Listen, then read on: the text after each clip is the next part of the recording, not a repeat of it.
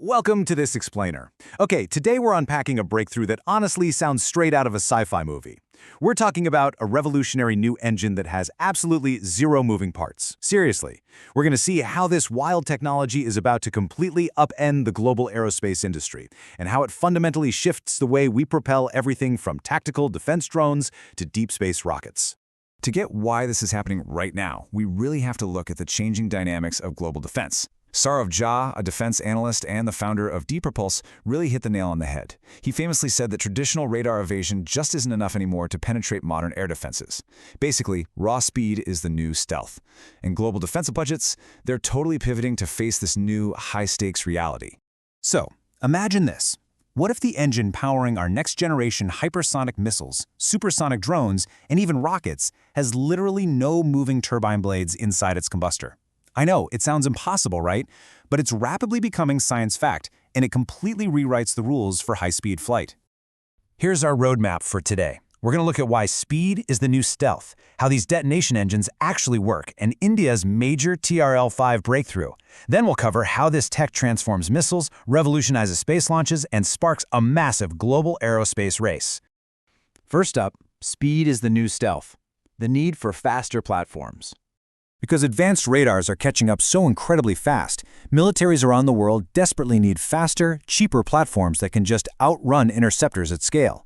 In a world with hyper-advanced air defenses, relying only on sneaking by unseen? Well, that's a losing game. You need mass, you need precision, and most importantly, you need speed. And to get that kind of speed affordably, our old legacy engines just aren't going to cut it anymore. Section 2. How detonation engines work. Let's look at the physics of RDEs.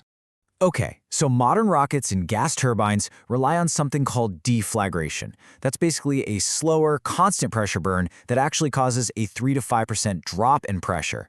But rotating detonation engines, or RDEs, flip this entirely on its head. Instead, they use continuous supersonic shockwaves that violently compress and ignite the fuel-air mixture as it constantly races around this ring-shaped channel. It is a wildly different and just exponentially more powerful way to burn fuel.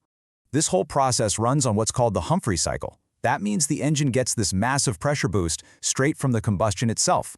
So you end up with a net total pressure gain across the combustor, which completely eliminates the need for those complex, incredibly heavy, and super expensive rotating turbine blades. You're getting way more useful work out of the exact same amount of fuel, all packed into a radically smaller space. Moving on to Section 3, India's TRL-5 propulsion breakthrough, where D-Propulse takes the lead. So back in July 2026, an IIT Madras-incubated deep tech startup called D-Propulse pulled off something huge.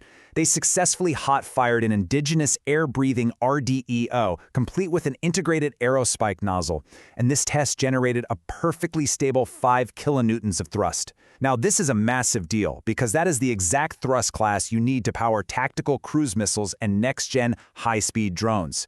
Theory has officially left the chat. This is reality now. Reaching TRL-5 at a government DRDO test facility proves that we're no longer just looking at a fancy lab experiment. It is a fully validated, flight-capable prototype. Making the jump from lab theories to an actual operational environment is notoriously brutal in aerospace engineering, but this specific milestone proves their core engine design actually holds up under highly demanding, real-world test conditions. Here is the real kicker. Because this engine is essentially just a static piece of metal made through precision machining, again with literally zero moving parts inside the combustor, D-Propulse estimates it will slash production costs by about 60% compared to current ramjets. And that is an absolute game changer. In modern defense, cheap mass production is everything. It allows militaries to pump out supersonic platforms in mass without bankrupting themselves. Section 4. Transforming missiles and drones. Let's talk tactical dominance. By breathing the air in the atmosphere instead of lugging around super heavy oxidizers and delivering 15 to 25% better thermal efficiency, these engines completely rewrite the playbook. When you pair that with an altitude-compensating aerospike nozzle, which basically keeps your thrust totally efficient whether you're flying high or low, drones can loiter way longer and cruise missiles can go much further and faster.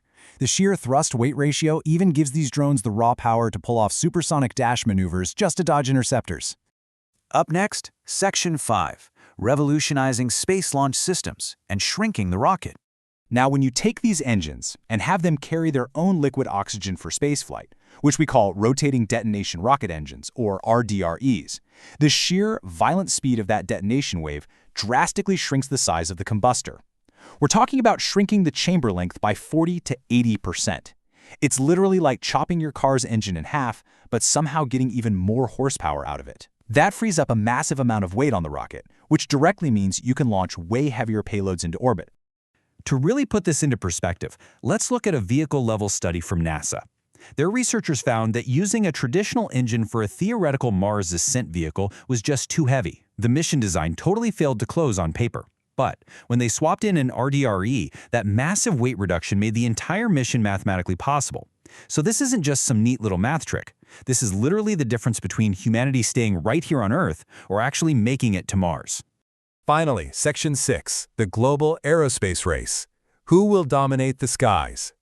D-Propulse is entering an incredibly elite global tier. They're advancing right alongside heavily funded U.S. companies like Venus Aerospace and Astrobotic, who are making some massive strides with long-duration burns, and we absolutely have to give a shout-out to Japan's Nagoya University. They remarkably pulled off a TRL-9 spaceflight demonstration on a sounding rocket all the way back in July 2021. It is an absolute sprint globally to get this tech fielded first. Zooming back in on India, D-Propulse's timeline is definitely aggressive. They're pushing to take that successful July 2026 hotfire test and evolve it into a flight-ready TRL-7 sustainer engine by late 2027. And their ultimate goal? Handing over mass-producible RDE-powered munitions straight to the Indian military for user trials by December 2029. Which brings us to a really fascinating final thought. If detonation engines are rapidly shifting from cool laboratory theories into actual flight-ready hardware that can shrink rockets and supercharge missiles, well, how fast is the global aerospace industry going to be forced to completely dump the legacy engines of the past? It feels like the era of deflagration is winding down and the detonation age is fully here. Thanks for joining me on this explainer, and hey, keep your eyes on the skies.